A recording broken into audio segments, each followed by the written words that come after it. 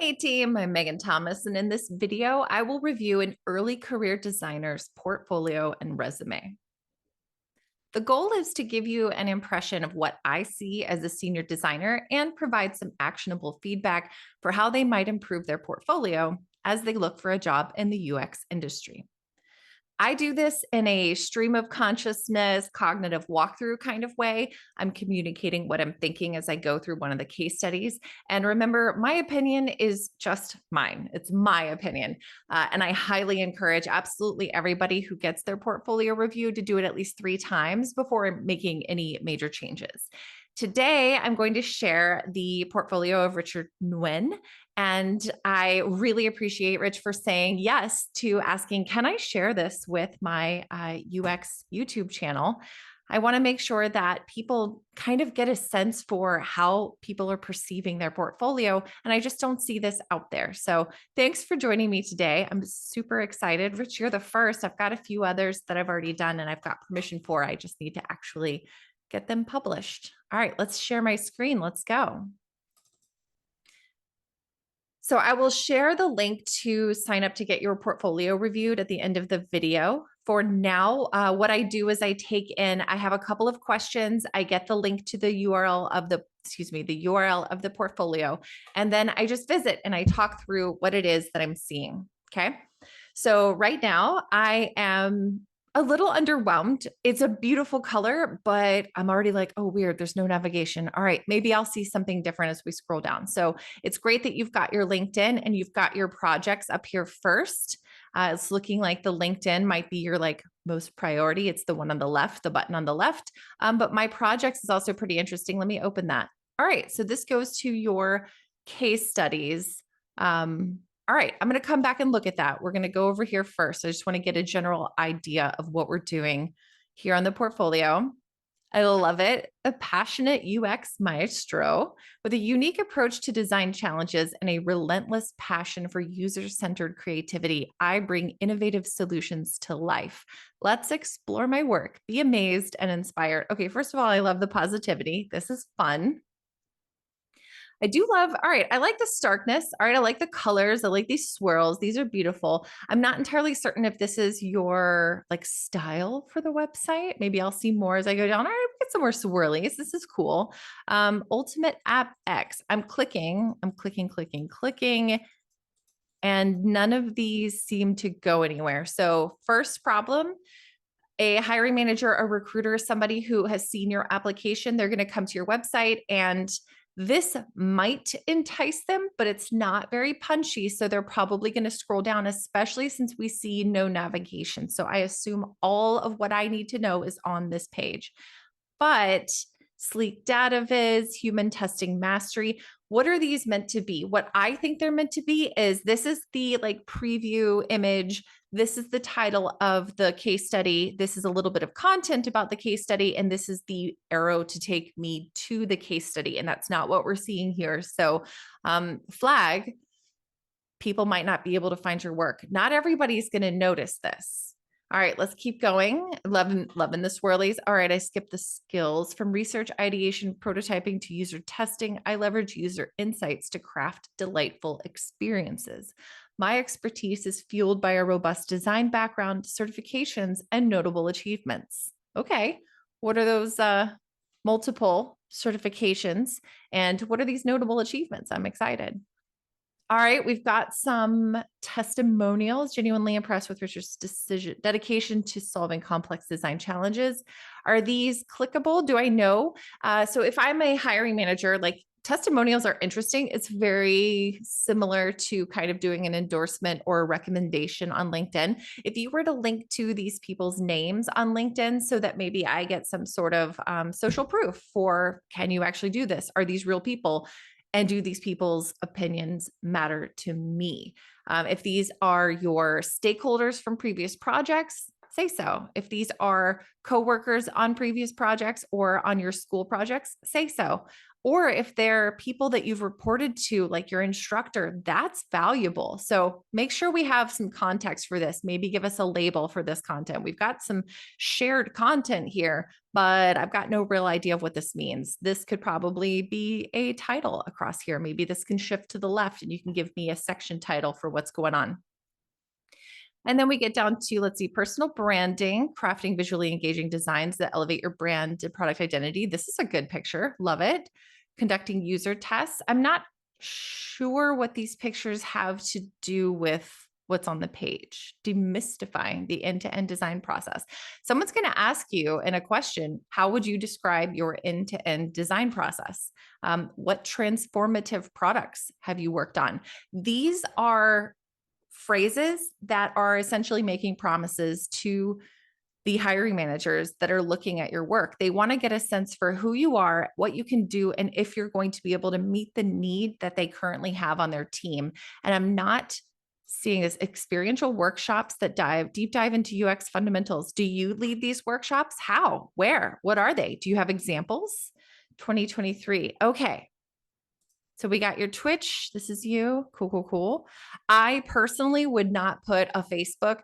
I don't know how you have managed your Facebook, if it has a lot of things that are locked down, if you just want to connect with people.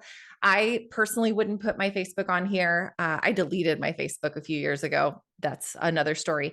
I don't know that I would put a Facebook on there. People will click through if you have the information. They're probably not going to type out your name and come stalk you, but they might click through. And if you have anything that is not even compromising, not even like, ooh, you should have been doing that in college. No, giving too many personality details. Knowing right now in today's culture, it's 2023, knowing what side of the political aisle you fall on is an impression people can get from the content you post on your social media. And whether you like it or not, it provides them an opportunity to judge and hold you up to some imaginary yardstick that they didn't tell you they had, but you gave them an opportunity to measure you. And more likely than not, people will find a reason to exclude than include. We don't yet have default inclusivity. So that's a questionable. I don't know about Twitch. I kind of want to click through, but I also don't, because we're not going to devolve into this. And then your Instagram and your Twitter. These all better be super socially acceptable and non-offensive to as many people as possible, or I wouldn't put this. I would keep my LinkedIn and that's it. So something that I don't see on here is your resume. And that is going to be helpful. Most people, if they're a hiring manager or a recruiter, now let's make sure I bring on a hiring manager and a recruiter to double check this. Most of them are going to come from your resume. You will have submitted an application and they will probably look at the resume, see if you have any relevant experience at all. And if they're interested, they're going to come to your portfolio, but you don't have any way for them to actually cross-reference that information. So I would include your portfolio and I would include your contact information, like your email and probably not your phone number. I don't personally think that that's a great idea, but your email, some way to get in touch with you quickly. Like down here at the bottom where it says 2023, that should be a contact form. It's not always going to be used. In fact, most of the time it's probably not, but make it easy for someone to get in contact with you if they're interested in hiring you for a job. Make it as easy as possible. I would make these a little more relevant. And I would also link to your, this is a brochure website. I'm not entirely certain you've got anything that I want to see, but case study on site redesign, case study PDF. So I'm going to look at the dates and I'm going to look at your most recent stuff, but you've got case study here, and that doesn't necessarily tell me what I expect to see. So a case study on a site redesign, if a hiring manager is looking for someone who's doing site redesign work, and they're trying to fill a space on their team to do site redesign work, that's helpful. Case study PDF, I chose it because it is the most recent example of your work, not because it is the best example, because I don't know what's the best. If you want to put things in, if you want to leverage cognitive behavior, put things in order, put literally a number one at the beginning and tell someone which one's the primary one, which one you think they should review first. Short version case study, let's see what this looks like. You Fit, the fitness app. And then we've got West Virginia workforce redesign. Oh, I have not seen a vertical PDF. Okay, let's do it.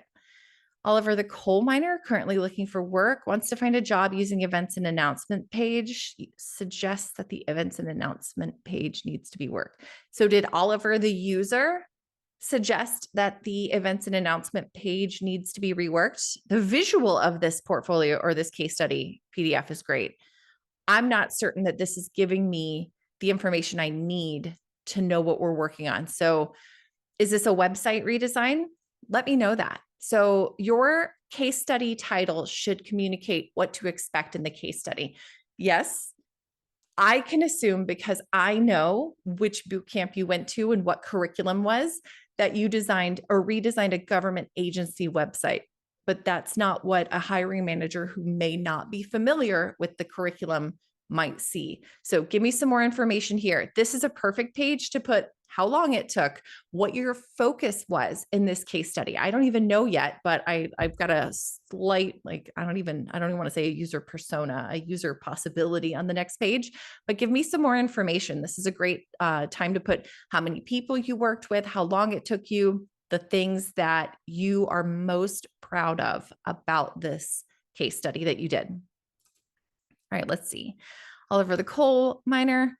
All right, initial impact of this is that it's hard to read.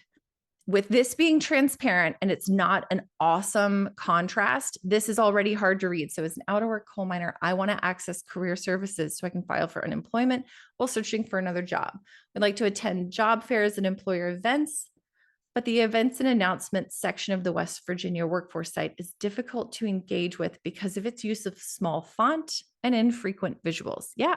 Hey, this is really good. So this statement right here, it's difficult to engage with because of its use of small font and infrequent visuals, making it difficult to pinpoint where events will be held. This makes me feel ill-equipped. So this right here is the problem statement from the point of the user. It's a user point of view problem statement, and it is one way to communicate the story. I would break this up to make it a little easier to process, a little easier to parse cognitively. But this is a quote. I would put this on the page with Oliver the coal miner. Give me a picture, and you don't even need to describe the problem statement so much as you need to say, "I'm Oliver. I'm currently looking for work," and then put it in quotes as if Oliver said this. Tell the story. I love that we're leading with the perspective of the user, but as a hiring manager, I need context. Why are you giving me this from the point of the user? West Virginia workforce. Okay, let's try the next one. Insights from the user journey map. Entice the user with pictures and relevant information. Make sure the website does not reiterate. I think you mean, well, reiterate. Yep. Make fonts legible. Yes, please. Why redesign? To drive business forward, emphasizing the announcements and events section of the homepage would optimize event turnout, we hope, resulting in greater employment opportunities for the user.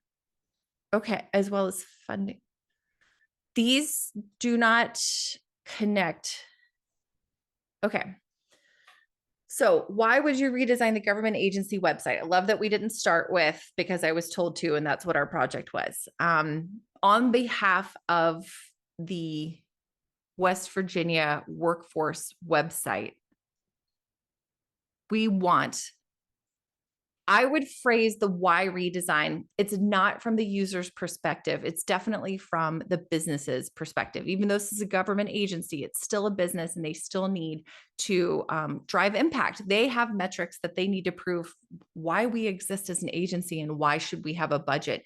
So we want to emphasize the announcements and events section because we're not seeing as many people turn out for events as we would like to. We're not seeing the employment opportunities filled quickly in West Virginia. And we would like to fund opportunities for event organizers. Those are three different things. That's not one bullet point. To keep users aware of important announcements, that's good. We could use the calendar options. So why redesign is an answer, not we could do something. So I definitely like to see it's because we want to see more people show up at events, because we want to drive more use of the website, and we want to create funding opportunities for event organizers. Those are 3 reasons to redesign. And the whole reason for the existence of the page is because users need to be aware of important announcements. So increasing usability and access to this information. I am noticing like this is interesting how we've made this one skinny and this one wide and this one very wide with less content. I feel like we did it for like the balance visually, but I think we could maybe use a different way to share this. Also, for presentation design, and I was just reading information. I wouldn't say a book. I was reading information about this yesterday. I don't have. Oh yeah, I do. I can annotate. Hold up. We got an annotation. This should be one slide, and this should be one slide. So this is one of the reasons like the vertical layout seems a little weird is our computers are horizontally landscape laid out. So make it easy for me to review this while I'm on my computer. Very infrequently, as I understand it, their recruiters and hiring managers are using their phones. That's not super often because most case studies are in a landscape layout. So this is kind of odd. Also, in terms of cognitive science, Miller's law, I think it is. Yeah, Miller's law says that most humans can only keep 7, give or take 2 on either side, pieces of information in their brain at the same time. And I agree with that. I think it's been proven. I don't know why I said I agree with it. It's been proven, but also consider how much cognitive load people are bringing into the instance where they're reviewing your case study. So keep it as simple as possible. Let me clear all this, clear all drawings. Let's close the annotation. I like how we've kept it super simple. I feel like this can be combined because it's one piece of information. Who am I as the user? Fantastic. This is 2 different pieces of information. This is the user journey map, which we haven't really connected the dots on. And then the why the redesign is kind of something that you could put here on the main page. Why would we redesign the West Virginia workforce website? Well, it's hard to process. People don't know the information that's there, and we're not getting people showing up at our events. This is some information that could be contained here. Also, just because people should do this by default, make sure your contrast between your text and the container of information behind it, make sure that contrast is acceptable. I don't believe that this white text on this light blue background is meeting minimum color contrast. And I know that people are, it's all like, whatever you feel, it feels so good, design it how you want to. I know, but also just go for minimum accessibility. It's just the right thing to do. Low fidelity prototype. We decided to create a low fidelity desktop prototype using Figma. Click to the left or access the Figma file. Okay. This is not as helpful. You have made the primary piece of information, the low fidelity prototype, and these are very light and difficult to see. It would almost be better if you made this like take up half of it and put some text over to the left to explain what people are seeing here. So you're not showing off your design skills, you're showing off your presentation layout skills, and this is tough. Analysis of existing information architecture, disorganized layout. If the information was organized more thoughtfully, it may be easier for the user to navigate the website. Little to no content hierarchy. Yeah. Again, this white text on a very opaque or transparent layer, it's rough. It's hard to read. Again, with the design. Okay, I love that we got the design principles. All right, I know exactly. Me personally, I know that you went through the blended program. This is good. White space. We use lots of white space to create balance between the elements. Love it. Law of symmetry, making them evenly spaced and centered. Okay, I can work with that. Yeah, this is too small. This is not, and I can't even, I guess I can. Can I? 100? Yep.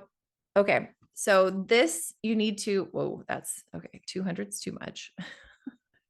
This needs to be visible. I, as a hiring manager, could not begin to say that I think you could be good at visual design because I cannot see it. That's it.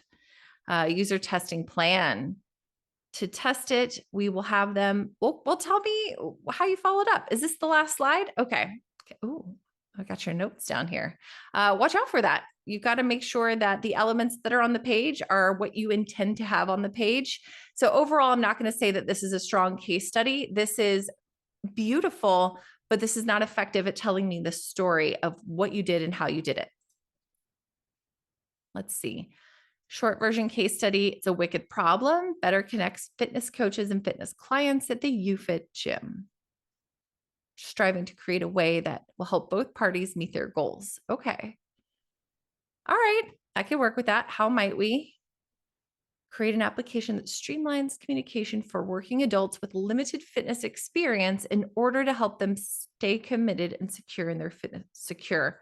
What's secure mean? Create an app.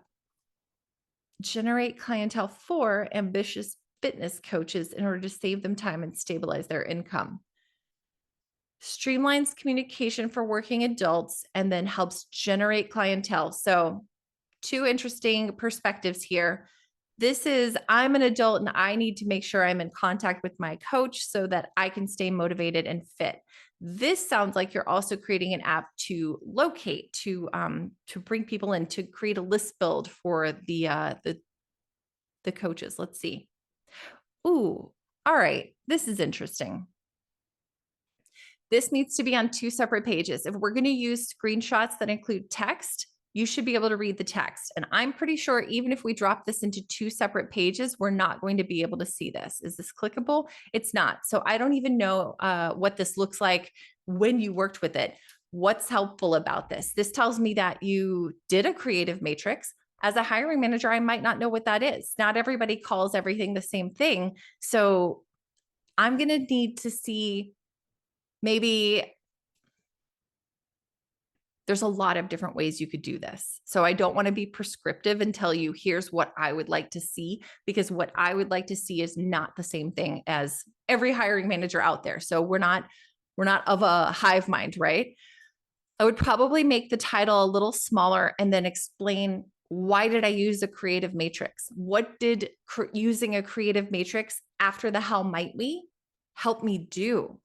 What was your decision? What was your action right after this? What did this connect the dots from how might we into what's the next thing? So it looks like we use the creative matrix here to kind of identify opportunities. It looks like working professionals, stay-at-home parents, and students are the types of customers that a coach might work with, and they might have diet and nutrition needs, motivations, scheduling, and communication preferences. This is all super helpful, but what did it help you do? What decision did it help you make? So give some context and help me understand why the next slide is going to come after this. Then you did a Moscow prioritization. Not everybody knows what that is. The hiring managers that you work with may or may not have done design work in the past.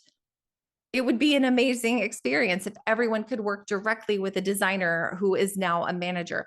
But remember, not everybody has the same kinds of skills. So like your career is not going to progress from UX designer to mid-level designer to senior user designer to staff designer to UX manager. Like that's, everyone's path is going to be different. So don't make assumptions about what they know when you're building your case study. So I would give some context for this.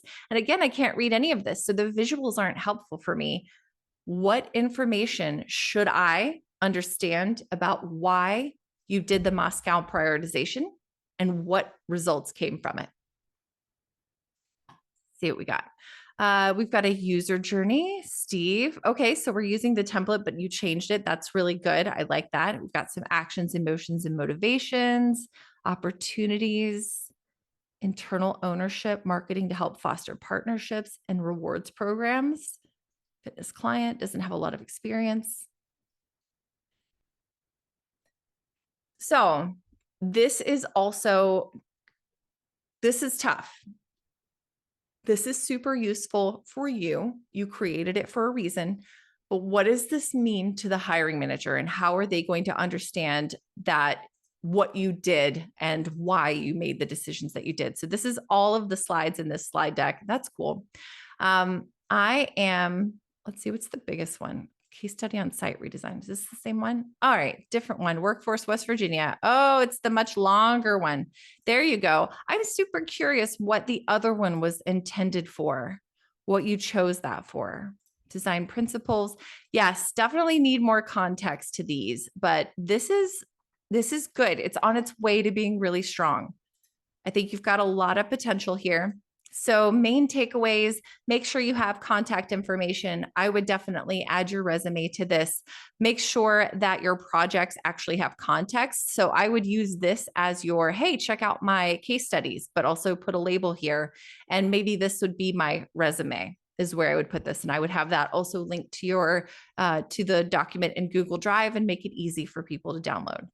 All right. Well, I'm going to stop sharing. That is the first of what I hope to be many. I've got a few more lined up for this weekend, portfolio reviews.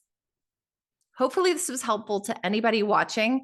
If you are a hiring manager and you are looking to hire a junior designer, reach out to me. Let me know what you're looking for, because that is exactly what I hope to help early career designers do, is refine their case studies and present themselves in the best possible way. Find Richter's information in the links below. Have a fantastic rest of your day, and thanks for joining me.